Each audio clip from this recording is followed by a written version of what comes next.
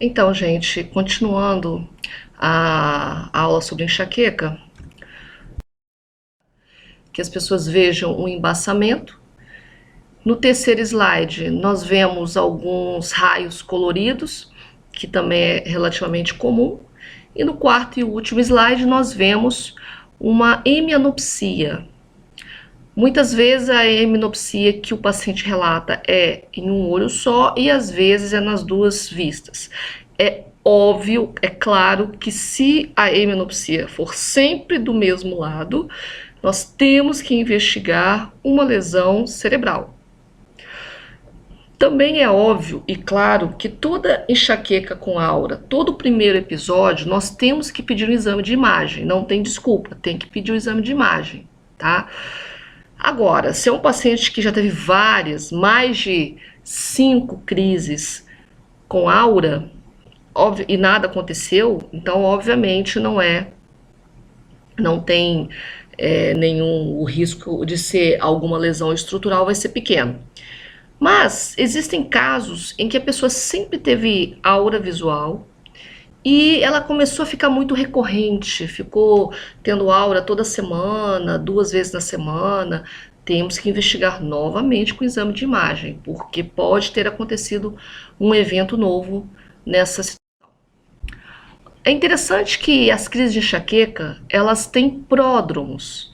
Então, é diferente de aura. Então, não é um déficit neurológico focal, são sintomas sistêmicos, às vezes até subjetivos. Tem uma fase premonitória que pode preceder a crise de enxaqueca em horas e até dias.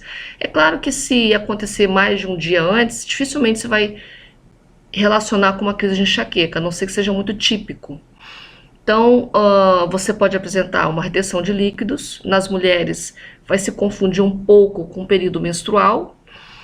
Dor muscular, fadiga, um cansaço anormal, bocejos, isso é muito característico, a pessoa começa a bocejar muito, e uma alteração de humor, uma irritabilidade, e acontece uma paralisia gástrica também. Isso explica por que quando você vai ter a crise da dor de cabeça, a crise de cefaleia, e aí você vai comer alguma coisa, você acaba tendo vômitos. Não porque aquele alimento provocou a enxaqueca, mas porque você já estava com uma paralisia gástrica antes de você ter a cefaleia per se. Então é importante pontuar isso para o paciente, porque é frequente o paciente reclamar que às vezes eu como alguma coisa e me dá dor de cabeça. Não. Para que você relacione um alimento como causa da sua crise de enxaqueca, é necessário que você tenha crise sempre que você comer aquele tipo de alimento.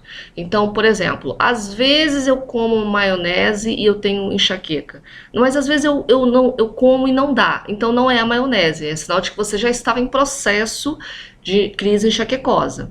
Agora, se toda vez que você come uma acerola, um suco de acerola, com uma melancia, você tem enxaqueca, então é culpa da acerola ou da melancia.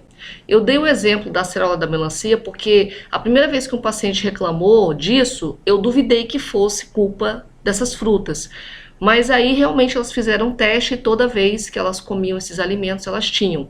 E depois apareceram mais pacientes com o mesmo fator desencadeante, mesmo alimento desencadeante. Aqui nós temos uma classificação simplificada, por incrível que pareça, é uma classificação simplificada.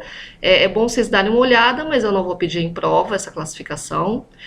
Mas só para vocês terem ideia dos subtipos de enxaqueca, eu quero que vocês deem uma olhada nas complicações da enxaqueca. 1.5, migrânia crônica, estado migranoso, aura persistente sem infarto, infarto migranoso, crises epilépticas desencadeadas por migrânia. Uai, gente, vocês vão perguntar para mim, mas professora, existe infarto migranoso? Existe. Principalmente relacionado com as auras, porque na fase da aura é a fase de vasoconstricção cerebral, arterial. Então você vê uma constricção arterial, ocorre uma oligoemia na região numa determinada região. Então, no caso de uma aura visual, você vai ter no lobo occipital, você tem a aura, é como se fosse um pré-AVC, funcionalmente é um pré-AVC. Se você tem alguns fatores de risco, é tabagista, tem trombofilia, está usando contraceptivo oral, você pode vir a ter uma obstrução dessa artéria que já está constricta.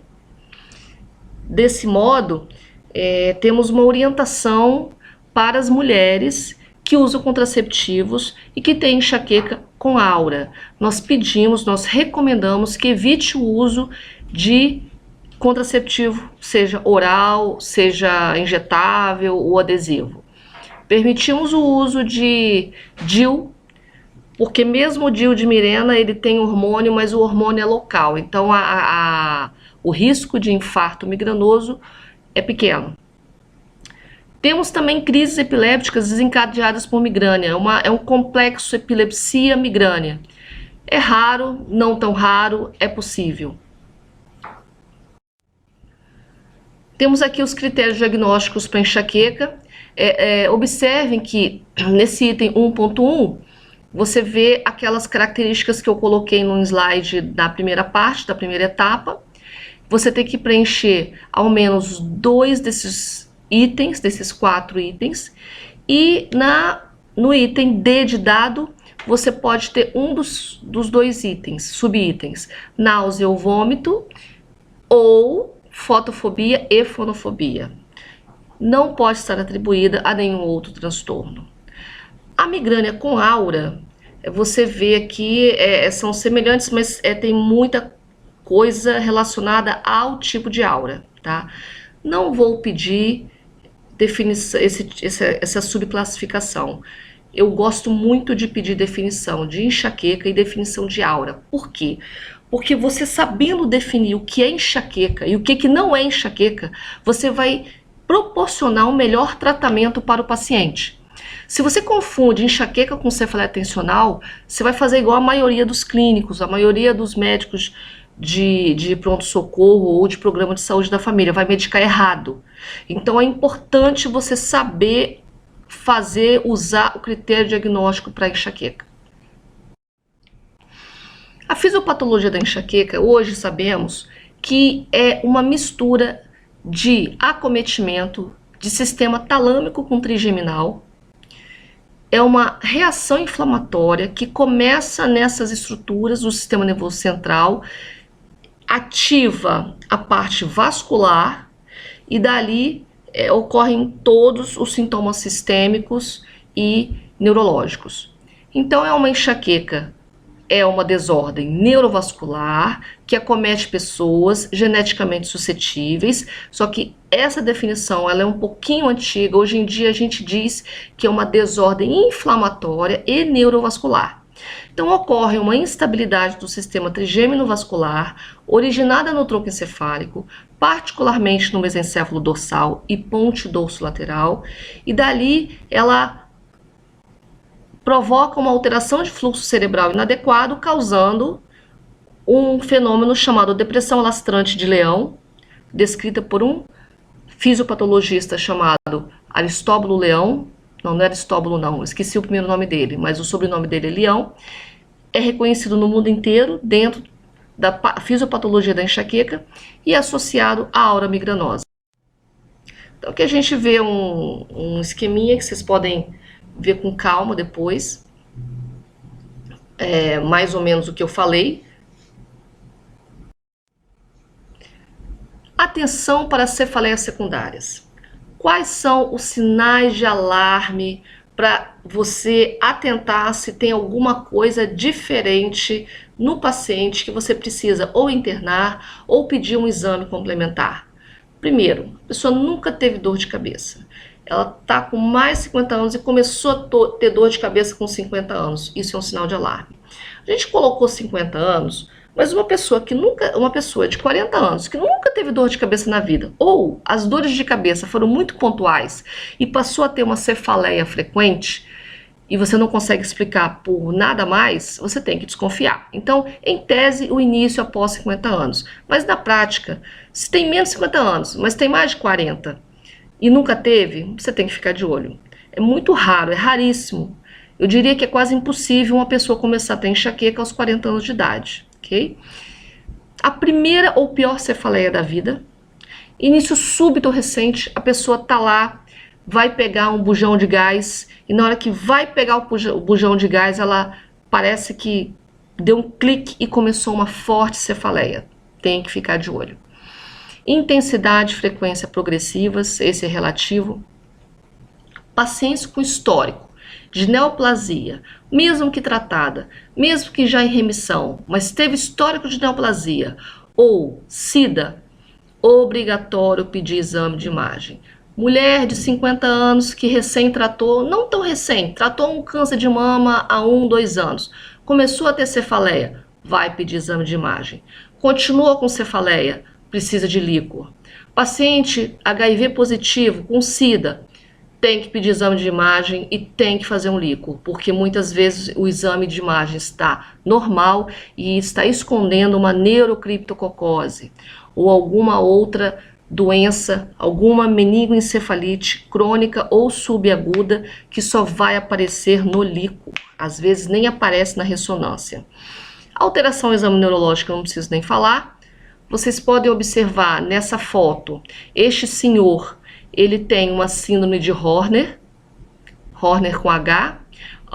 Podem observar a pálpebra do lado direito dele e do lado esquerdo da gente olhando para ele. Vocês observam que a pálpebra do nosso lado esquerdo tá e do lado direito dele tá um pouco caída. E a pupila direita, ela tá um pouquinho miótica em relação à esquerda. Vocês conseguem observar isso? Isso é uma síndrome de Horner. Para ser uma síndrome de Horner completa, ele deve ter uma hemianidrose ipsilateral. Então, tem que investigar. Pode ser uma neoplasia, um tumor, um granuloma, um abscesso, comprimindo o gânglio parasimpático. E mudança anormal no padrão de dor. Mas desses, o mais importante é o padrão de início da dor, a idade e o histórico de neoplasia ou SIDA e alterações ao exame neurológico. São os pontos mais importantes para cefaleias com sinais de alarme. Tratamento, obviamente, higiene do sono. Talvez você tenha que prescrever algum indutor do sono para esse paciente. Atividade física.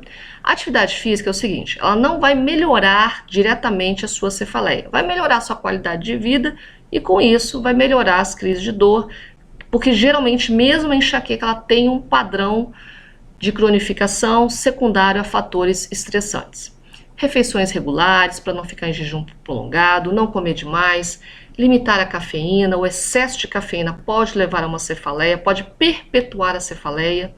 Limitar o uso abusivo de analgésicos, controlar o estresse, evitar fatores desencadeantes e limitar a ingestão de alimentos que seguramente desencadeiam as crises.